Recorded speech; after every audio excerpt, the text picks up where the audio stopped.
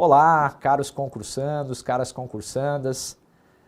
Mais uma aula de processo do trabalho. Vamos aqui dar prosseguimento aos temas de processo do trabalho.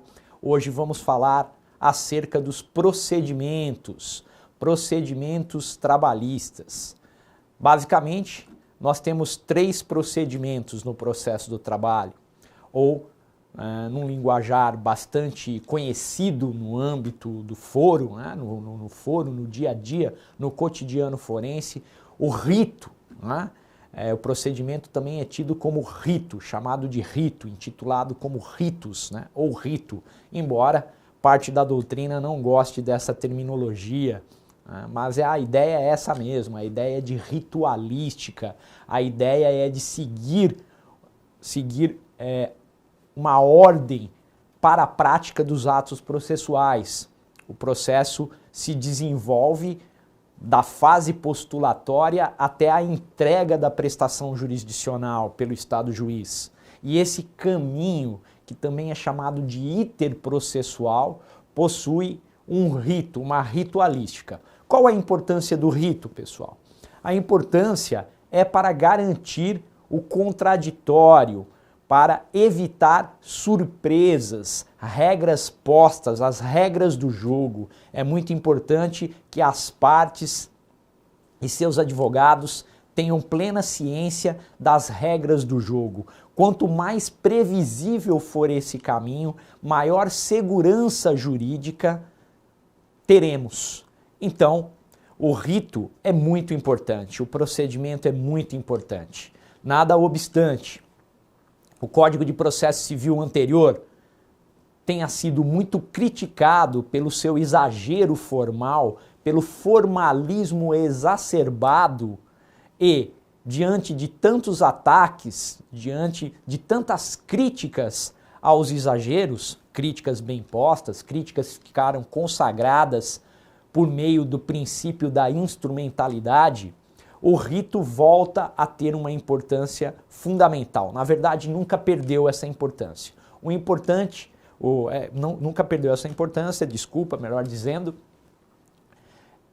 é vital que esse rito seja observado sem exageros formais, buscando a primazia do julgamento do mérito. Mas o rito é muito importante. No processo do trabalho, nós temos 3 ritos.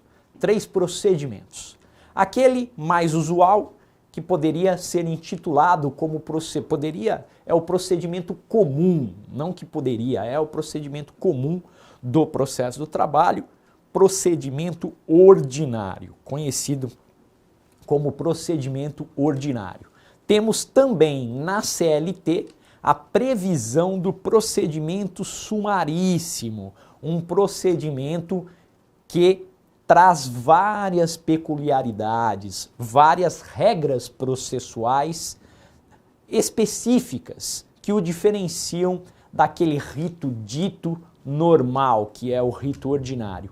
E também há a previsão de um rito sumário que não se confunde com o rito sumaríssimo em termos de previsão legal. Então, chamo vocês ao quadro. Como vimos, temos aqui o procedimento ordinário, que está lá no título 10 da CLT, nas seções 1 e 2, capítulo 3. O procedimento sumaríssimo, pessoal, muito importante que os artigos 852A a 852, letra I da CLT, sejam observados. Eu diria mais, a vocês concursandos, não importa o concurso que estiverem prestando, no âmbito das prefeituras, no âmbito estadual ou até mesmo no âmbito federal, concursos da União Federal, seus órgãos, autarquias e fundações, se houver matéria trabalhista, matéria processual trabalhista, não deixem de ler e decorar os artigos 852A a 852I da CLT.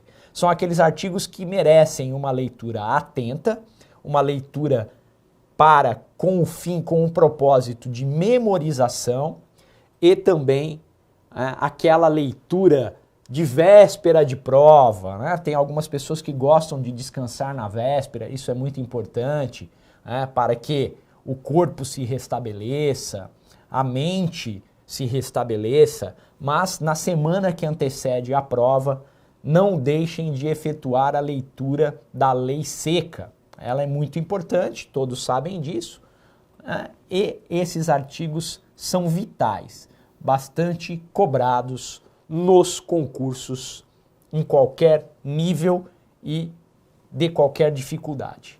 E temos o procedimento sumário, que é um procedimento descrito no artigo 2º, parágrafos 3º e 4º da Lei 5584 de 70. Por sinal, essa lei é recorrente também, né, pessoal? Na nossa matéria, nós fazemos, durante o nosso curso, em vários momentos, nós trazemos à tona a lei número 5.584 de 1970. Também recomendo que vocês façam a leitura dessa lei. Uma lei curtinha, uma lei que não tem mais do que 20 artigos, aproximadamente 20 artigos, é uma lei que merece uma leitura atenta, que merece uma leitura assim como os artigos 852A a 852I da CLT. Voltando aqui, nós vamos passar, eu vou para o quadro novamente, nós vamos falar do procedimento sumaríssimo. Lembrem, eu disse durante o curso que há características especiais, características inclusive que realçam a autonomia do processo do trabalho. Uma das características essenciais para que possamos entender o processo do trabalho é que esse processo é um processo sumarizado.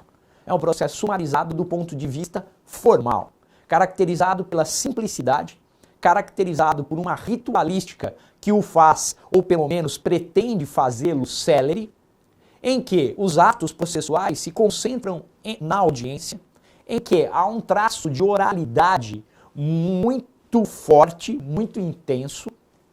Portanto, é um processo, independentemente do rito, que prima pela celeridade.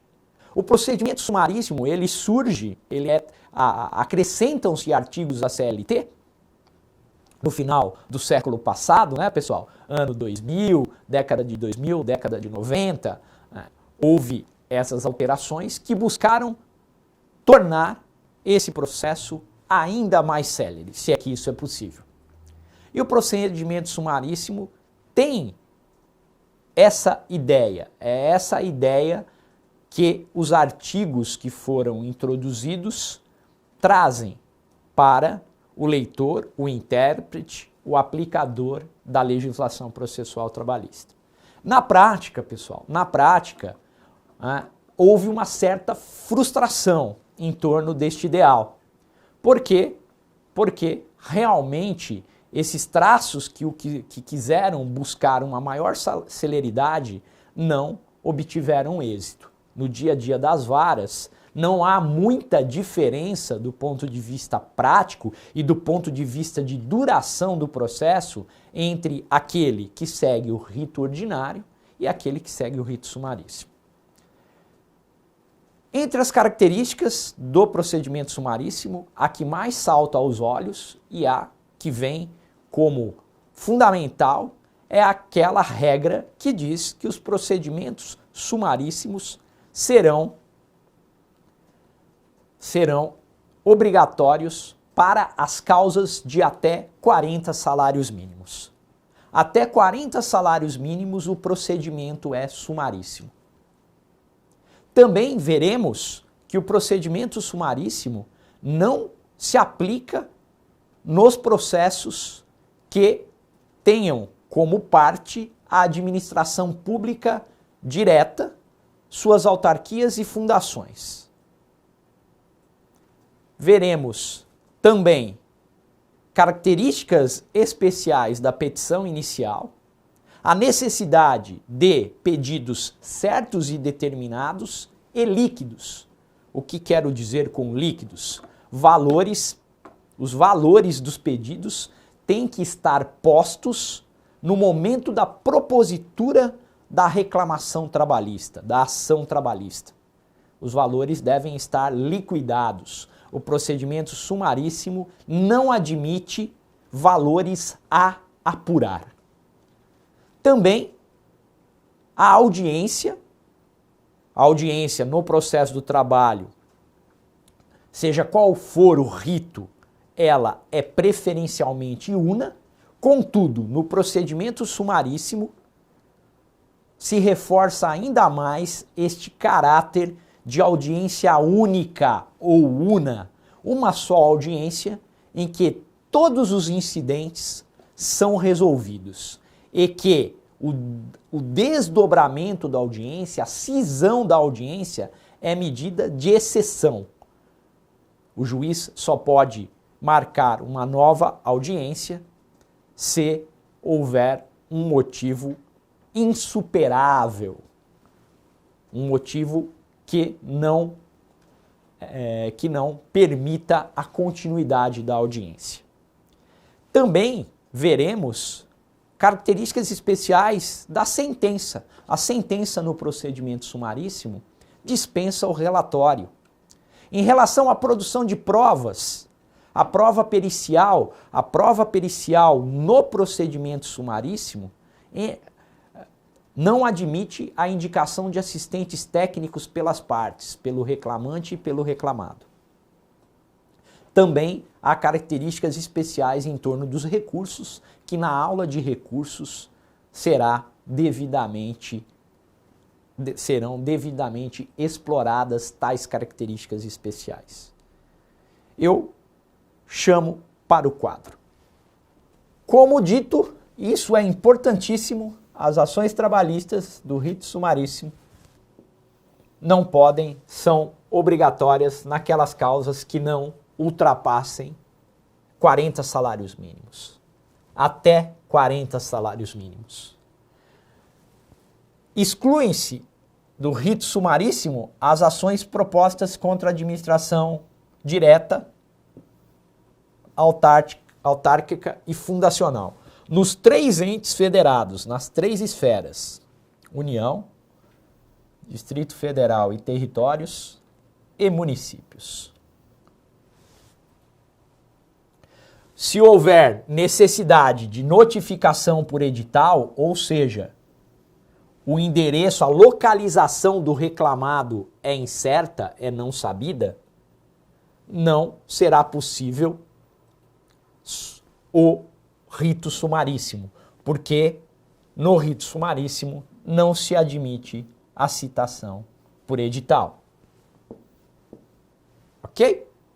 A audiência ela é única e diz a CLT, no artigo 852C, que ela será realizada no prazo máximo de 15 dias.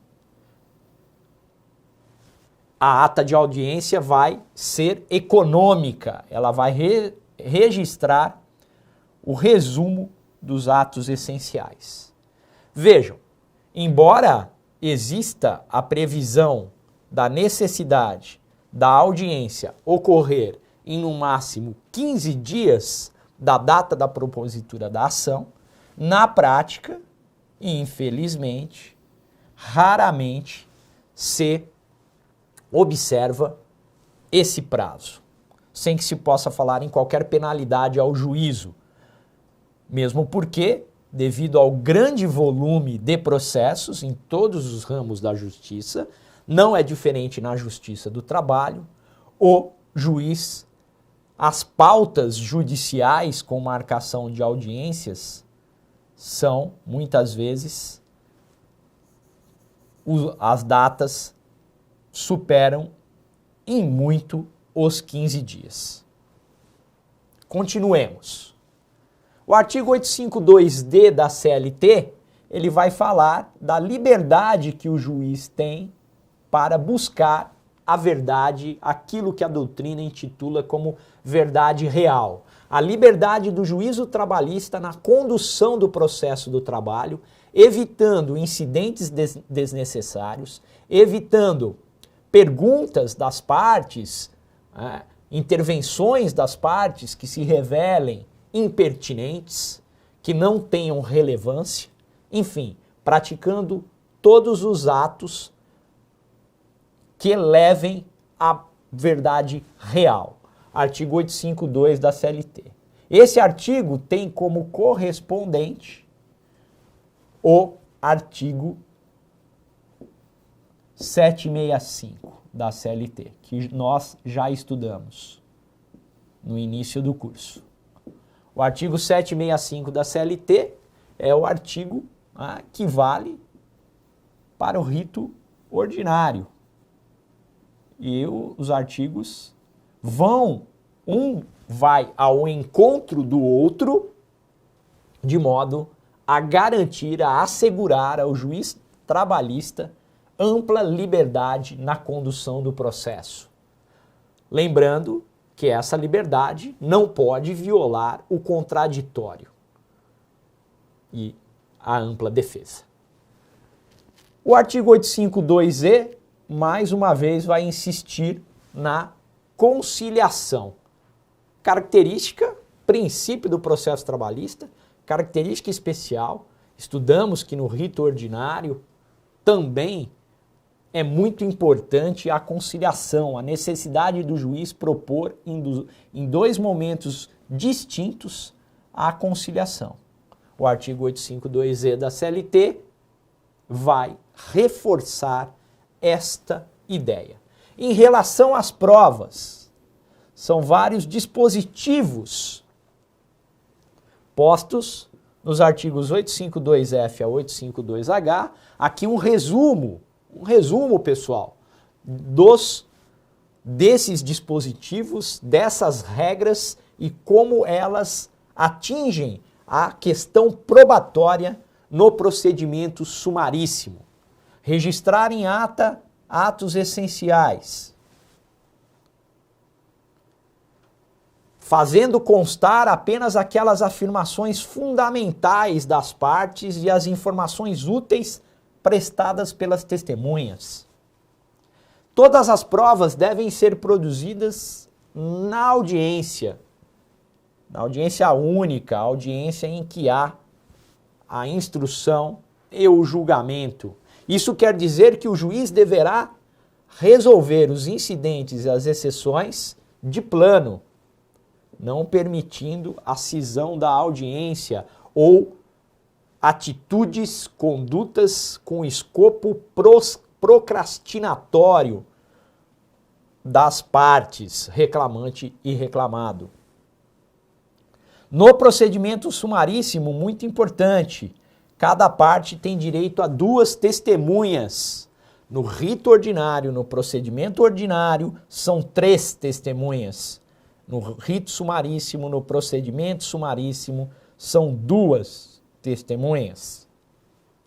Essas testemunhas comparecem em audiência independentemente de intimação. Também assim é no procedimento ordinário. O artigo 825 da CLT, no procedimento ordinário, também diz que as testemunhas comparecerão independente de intimação. A novidade, pessoal, ou a inovação no procedimento sumaríssimo expressa nas regras do procedimento sumaríssimo é que essa testemunha poderá ser convidada pela parte, pelo reclamante ou pelo reclamado para comparecer em audiência. Como se dá esse convite?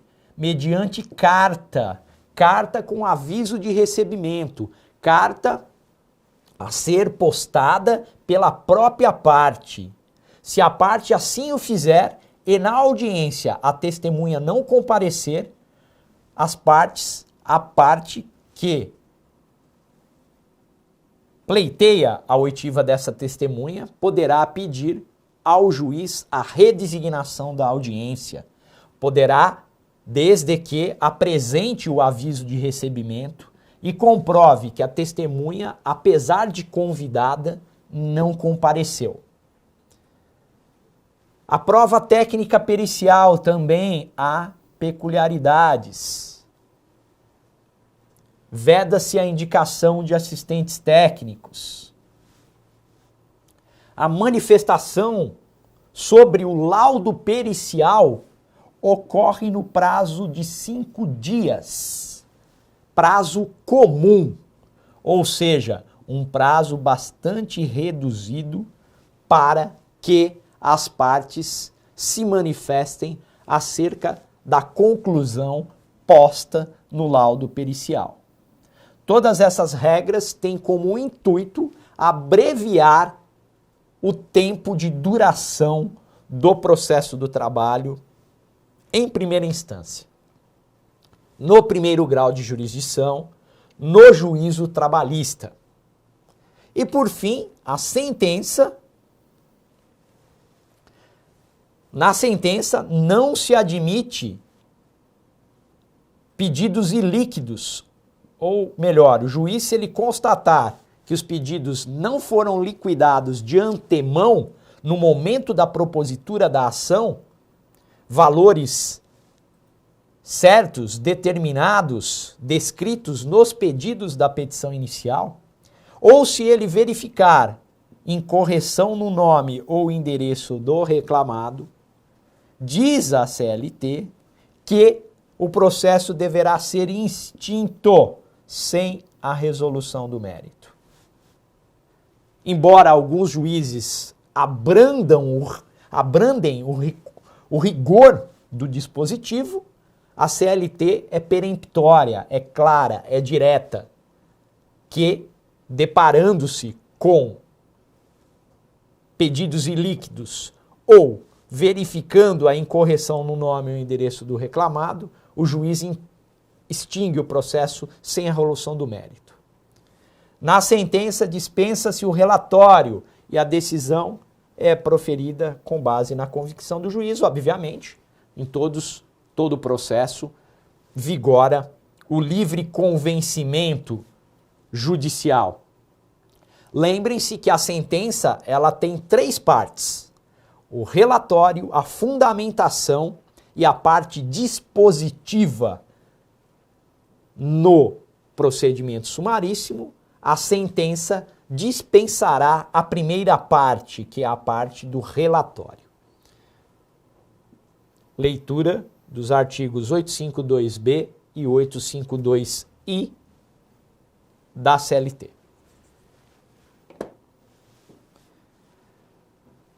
Então, nós tivemos a oportunidade de ver características do procedimento sumaríssimo. Muito importante a leitura atenta dos dispositivos citados, porque é muito cobrado este ponto da matéria, processo do trabalho, dos concursos, todos os concursos, em todas as esferas, em todos os níveis, independentemente do seu nível de dificuldade.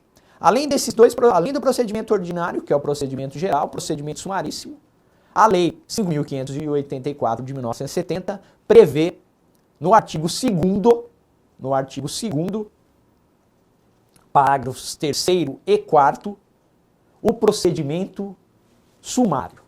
O procedimento sumário, ele está dentro do procedimento sumaríssimo, mas o procedimento sumário, ele tem ainda mais peculiaridades. Ele tem uma peculiaridade, a peculiaridade é que esse procedimento sumário se aplica às causas de até 2 salários mínimos. Não confundam. Procedimento sumaríssimo até 40 salários mínimos. Procedimento sumário até 2 salários mínimos. E qual a principal característica dessas ações trabalhistas de até 2 salários mínimos? A principal característica, pessoal, é que a decisão proferida pelo juiz do trabalho, a sentença, é irrecorrível. Não cabe recurso da decisão proferida pelo juiz do trabalho, a não ser recurso extraordinário, desde que a sentença viole ou contrarie dispositivo da Constituição da República. Isso mesmo. Então, anotem aí. Procedimento sumário. Artigo 2º, parágrafos 3º e 4º da Lei número 5.584 de 1970. Causas de até 2 salários mínimos. Principal característica, peculiaridade, característica de natureza especial do procedimento sumário. A decisão é irrecorrível. A decisão do juiz trabalhista de primeiro grau, de primeira instância, é irrecorrível. A não ser que esta decisão, que a sentença, viole ou contrarie norma jurídica constitucional. Daí, em tese, possível a interposição do recurso extraordinário para levar o caso à análise do Supremo Tribunal Federal. Por mais estranho que possa parecer, por mais estranho, é possível. Também, neste procedimento, busca-se, o procedimento diz até mesmo da dispensa do registro da prova testemunhal. Importante olhar com cuidado para essa regra, porque não podemos deixar de lado, apesar da pouca expressão econômica da causa, não se pode sacrificar o contraditório e ampla defesa. O quadro, por favor. Ações trabalhistas de até 2 salários mínimos. Diz os dispositivos, os parágrafos, que há uma dispensa do resumo dos depoimentos na ata de instrução. Isso vale para depoimentos pessoais e prova testemunhal. O juiz apenas registra a sua conclusão quanto à matéria fática. Ou seja, aquela característica da oralidade do processo trabalhista se faz aqui de uma maneira muito mais acentuada, enfática, e enfática. Contudo, é preciso estar atento para que não seja violado o contraditório e ampla defesa.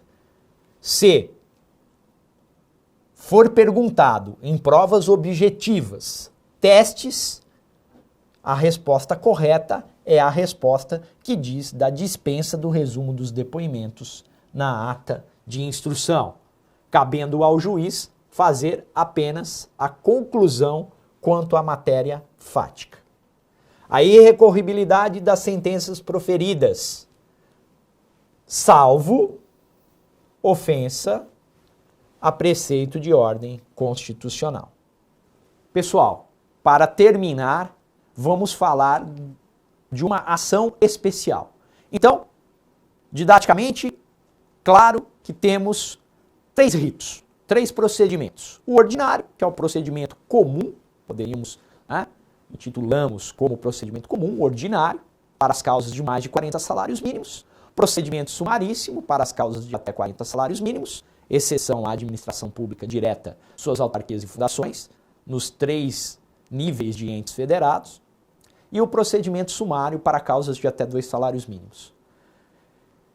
Além dessas ações, existem ações especiais do processo civil, procedimentos especiais aplicáveis ao processo do trabalho. Uma aplicação subsidiária. Há também um procedimento especial, uma ação especial prevista na própria CLT, que é o inquérito judicial para apuração de falta grave. Artigos 492 a 494 da CLT. O que é o inquérito para apuração da falta grave? É uma ação especial. Anotem aí. É uma ação especial de natureza constitutiva. Avançamos. Ação especial de natureza constitutiva. Qual o propósito dessa ação? O propósito é confirmar a justa causa do empregado estável.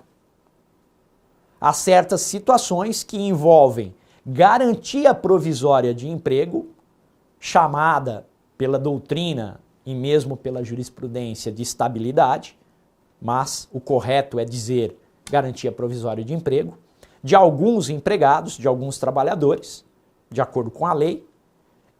Em alguns casos de estabilidade, não são todos, a própria lei dirá que o empregado só poderá ser demitido por justa causa. E vai além. E essa justa causa deverá ser confirmada, reconhecida pelo juízo trabalhista. Portanto, essa ação especial de natureza constitutiva, que tem como consequência a ruptura do vínculo trabalhista, a rescisão do contrato de trabalho do empregado estável, ela é proposta pelo empregador contra o empregado. Quais são as 4 hipóteses em que se faz necessário, melhor dizendo, a propositura do inquérito para apuração de falta grave?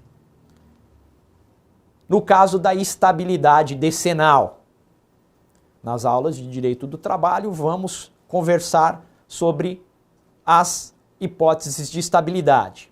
A estabilidade decenal, prevista na CLT, artigo 492, artigos 492 em diante, a estabilidade no 492, 494 e 495 prevêem, disciplinam o inquérito para apuração de falta grave. Está ali tudo no mesmo capítulo da CLT. Essa estabilidade decenal era a estabilidade de empregados com mais de 10 anos de vínculo empregatício. Se tornavam estáveis, só poderiam ser demitidos por justa causa e desde que a justa causa fosse reconhecida no inquérito para apuração de falta grave. Por que eu estou usando o verbo no passado? Porque hoje, atualmente, não há mais casos de empregados que gozam da estabilidade decenal. A estabilidade decenal foi substituída no ordenamento jurídico brasileiro pelo regime do Fundo de Garantia por Tempo de Serviço. Ok? Pelo FGTS. Criação do governo militar, da ditadura militar, que se manteve. No início era opcional o regime do FGTS, hoje ele é obrigatório. A atual lei do FGTS de 1990, ela não permite a opção, é um regime obrigatório, e não há mais que se falar em estabilidade decenal. Contudo, a estabilidade decenal é uma das hipóteses em que é necessário o inquérito. Outro caso é do dirigente sindical. Dirigente sindical goza de estabilidade por força da Constituição da República, atos das disposições, ou melhor, por força da CLT e também por força de súmula do TST, como veremos no quadro. Outra hipótese são os representantes dos empregados no Conselho Nacional da Previdência Social. É um conselho nacional que tem a participação de empregadores, aposentados, governo e empregados. Os representantes dos empregados, se você tiver como empregador na sua empresa, pessoa jurídica, um representante dos empregados que tem assento no Conselho Nacional da Previdência Social, ele terá estabilidade. Só poderá ser demitido se houver justa causa. E essa justa causa terá que ser reconhecida na ação, no inquérito para apuração de falta grave. E por fim, os dirigentes de cooperativas. São 4 hipóteses em que a lei diz expressamente da necessidade do inquérito para apuração de falta grave. Pode demitir esses trabalhadores antes da decisão judicial transitada em julgado no inquérito, reconhecendo a justa causa, aplicando a justa causa, você não pode demiti-los. O empregador, você não, né? O empregador não pode demiti-los. Pode suspendê-los. E se suspender o empregado, terá o prazo de 30 dias para propor um inquérito. Anotem aí, esse prazo de 30 dias é decadencial. A partir da data da suspensão, 30 dias para a propositura do inquérito. Se não for proposto em 30 dias, o empregador retorna ao trabalho. Então, 30 dias prazo decadencial não se suspende e nem se interrompe. E por fim, a questão envolvendo testemunhas. Se no procedimento ordinário são 3 testemunhas para cada parte, no procedimento sumaríssimo são 2 testemunhas para cada parte, no inquérito para apuração de falta grave são 6 testemunhas para cada parte.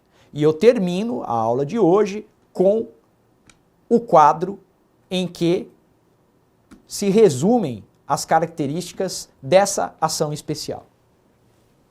Ação especial de natureza constitutiva promove o rompimento do vínculo do empregado portador de estabilidade.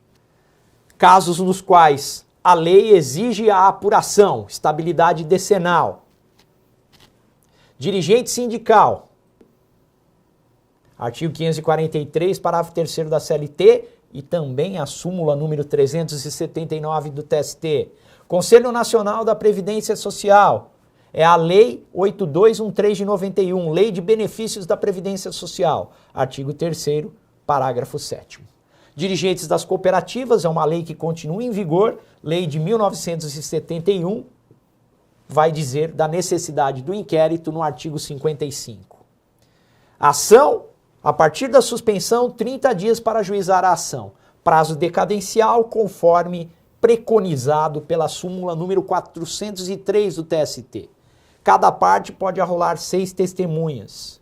O juiz poderá converter a reintegração em indenização compensatória. E as custas, assim como se dá com todas as demais causas trabalhistas, 2% sobre o valor da causa, no caso do inquérito, o valor da causa, naquelas ações que tiverem condenação pecuniária, 2% sobre o valor da condenação, mas não foge à regra. Ok? Pessoal, encerro a aula de hoje. Agradeço a atenção de vocês. Vamos prosseguir, próxima aula, começar a falar sobre petição inicial. Até lá!